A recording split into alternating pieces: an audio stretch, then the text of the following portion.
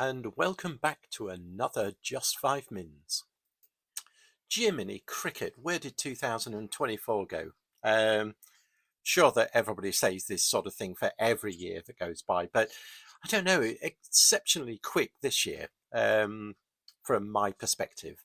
It's all relative, so they say. But anyway, but yeah, it's been a mad year, hasn't it, for, dare I say, AI, which tends to dominate things, whether you like it or not. But I think, this year has definitely been, from my perspective, again, looking at, a lot of these sort of AI coding platforms, sort of things like Cursor AI, which I've had some really interesting success with that actually, um, because I didn't really fully get what it did, I think.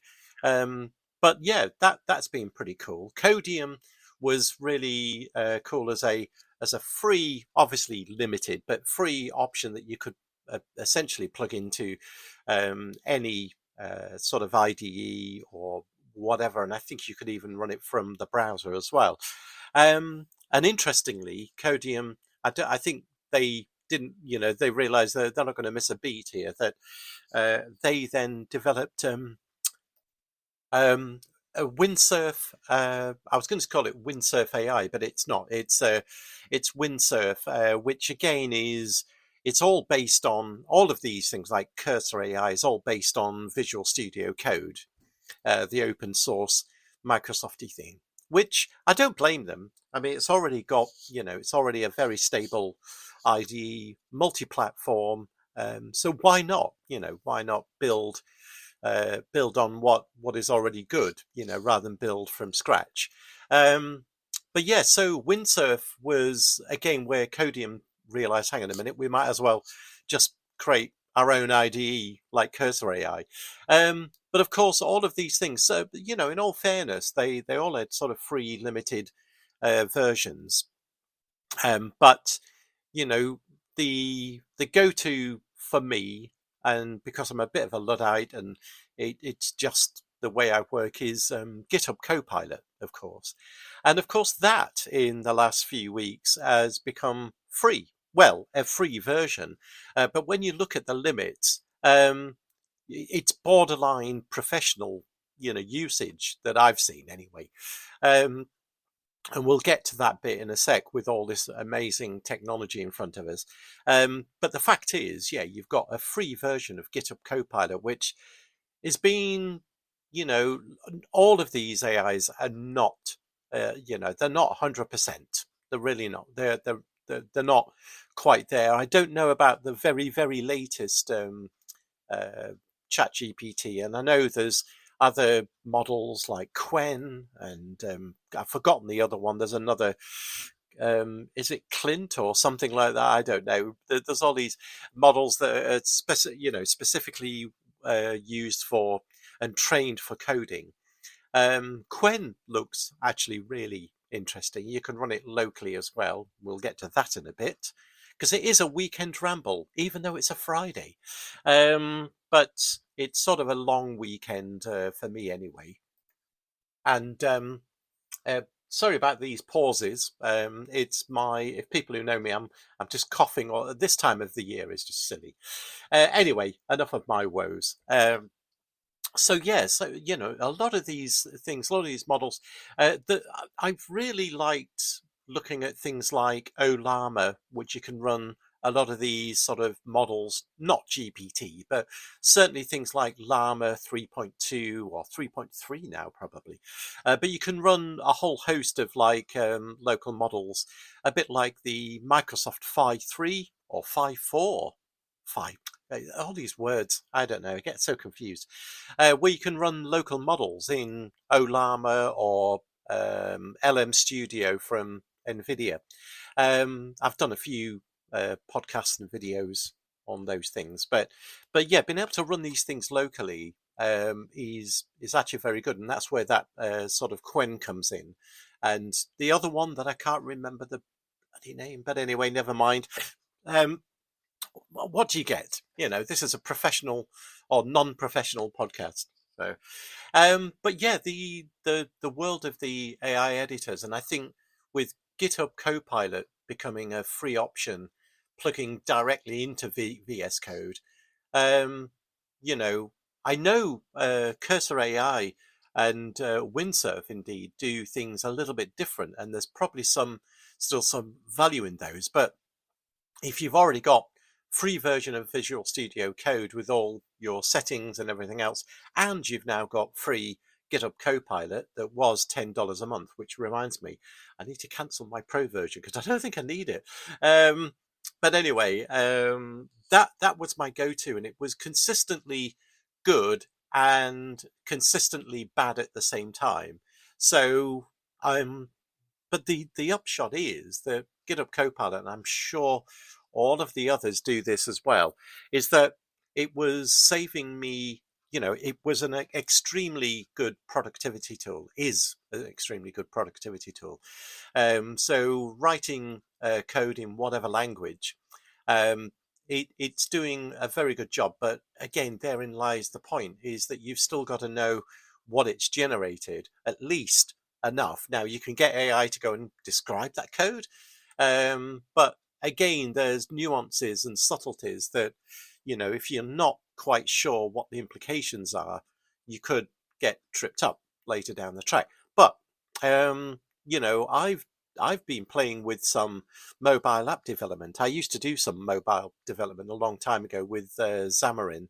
I think I tried PhoneGap, was it, and a few of these other mobile development things, Ionic and things like that. But again, because you know, I'm not really a very good developer at the best of times, but I'm more of a Microsoft C# .NET developer. So .NET MAUI, which is the you know it's the sort of Xamarin was the precursor to .NET MAUI. It's the cross-platform mobile app development platform. Anyway, the idea why I'm talking about that is because I did actually try with GitHub Copilot and with some of the add-ins, the extensions to GitHub Copilot, like the Vision. So I could doodle out, because I am not a designer. I can guarantee that I am not a designer, even with things like Figma and things like that. But what I did is got a few sheets of A4 paper, literally scrawled out, and I say scrawled instead of draw because it you know, that's what it looked like, and it was just this layout of a mobile app idea that I had. I thought, okay, I'll try to map it out, you know, literally line drawings. There's going to be a button. It's going to have this drop down menu here, or slide out menu, or it's going to have this, and when you click this, it's going to do that. And using the Vision extension for GitHub Copilot, I was really surprised. I had to go through a few rounds of tweaking and refining, um, but it developed the whole darn interface. And by asking several questions on top of that about the styling and the color scheme and things like that, it did actually a reasonable job. And I asked it to make it componentized and, the best practices with Xamarin. Well, keep calling it Xamarin, .NET MAUI, and it did a very good job. And of course, like everything, I wanted it to plumb into some database at the back end. I was using a free Azure SQL database, which is pretty good, by the way. I did, again, another podcast and a video about that a while back, so you can have a look through. But it's a pretty decent Azure SQL database. I can't remember now. I think it's something like 10 gig, and essentially you've got it free for a whole month. So essentially it really is free, and it does not expire, which is good. You're not doing a free trial thing here. So if you're a SQL, Microsoft SQL person, that's pretty cool to be able to work with that. Postgres and things like that. Obviously, you can run things in Docker these days. We've got so many things, haven't we? So many choices. And therein lies the problem. We've got so many tools now, even with AI. But the one thing that AI can't do for us is provide motivation, energy, time, possibly. And there's the crux of it, isn't it? We've got, and we always have, really. We've had loads of tools at our disposal, uh, to help us build things in the IT world. So really, there's no excuses other than motivation. The energy levels to do this. If you've got families and everything else, well, that impacts. It's not impossible, but you know, but there we go. That's the biggest problem. That's the biggest drawback. Is a lot of this stuff that I've seen of late over 2024 is amazing, and it's not downplaying anything that I've seen and looked at, but there's all the usual things. Build this calendar app that synchronizes all. And it's all really cool.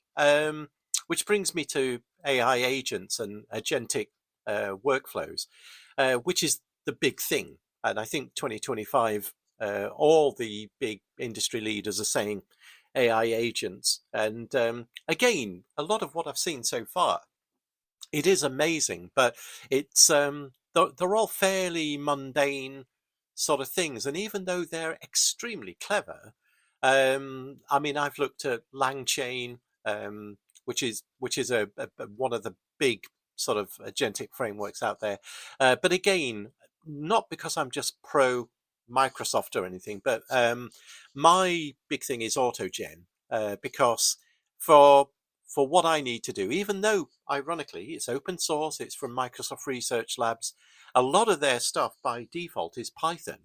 But there is obviously, because it's sort of got the Microsoft angle, the C sharp involvement there too. But, a good time to know Python. So there we go. But yeah, AutoGen, for me personally, is where I'm at with AI agents, and therein again lies the problem. Like, what do you need to build? I mean, you can build all these clever things about sending a WhatsApp chat, and it goes and adds something to your calendar and all these sorts of things.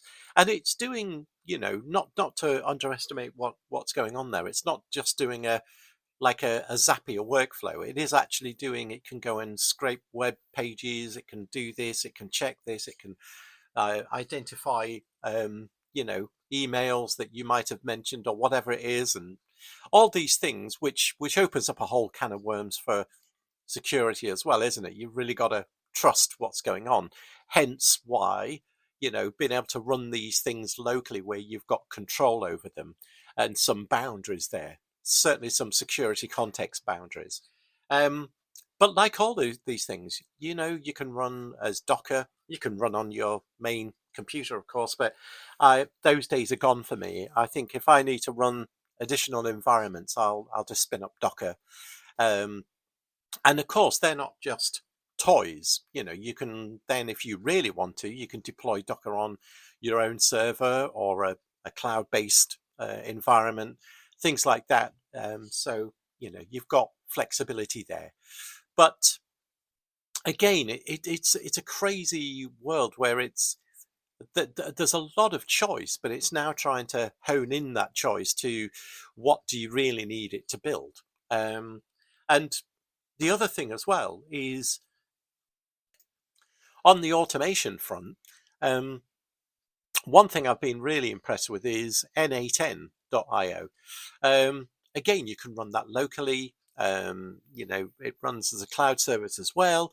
And it's quite impressive, to say the least, for your automation needs. But hooking that into something like AutoGen to actually have visual flows, because AutoGen has got AutoGen Studio. So it's sort of like, I wouldn't say no code. You can sort of get away with no code, but it's really low code. And in reality, if you want to build skills and more advanced workflows in AutoGen, you do need to know a little bit of coding, which that's one of the things I think is, realizing that a lot of people, the entry to getting into coding these days is certainly way more lower. It has been for some time, but nowadays, that's one thing that I might even focus on in 2025 is it's almost like the blind leading the blind, as they say. But again, to get really sort of non-coders, maybe at least to have an appreciation of what you can start with, to get going on different platforms, whether it be web development or AI sort of related development or these agentic workflow systems. So, that's something I'm looking to do in 2025 possibly. Um, but yeah, ultimately, though, it comes down to motivation, time, as we've mentioned, and really, what can actually assist. There's all these personal projects with these systems and AI and everything, and I get that.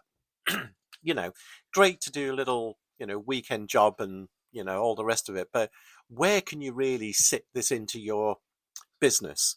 And of course, all of these industry leaders, Salesforce have got agent workflow or agent force or something like that. All of the big players have got these AI agentic systems, but obviously there's always room for the small to medium enterprise that don't want to pay all that money. Like, for instance, I mean, don't get me wrong, Copilot Studio in Microsoft 365 world.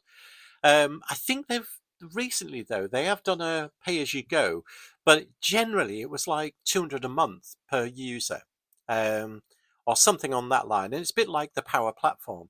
It's really aimed at those enterprises that don't even blink when there's 200 quid a month going out. And it is that those platforms are amazing. They really are.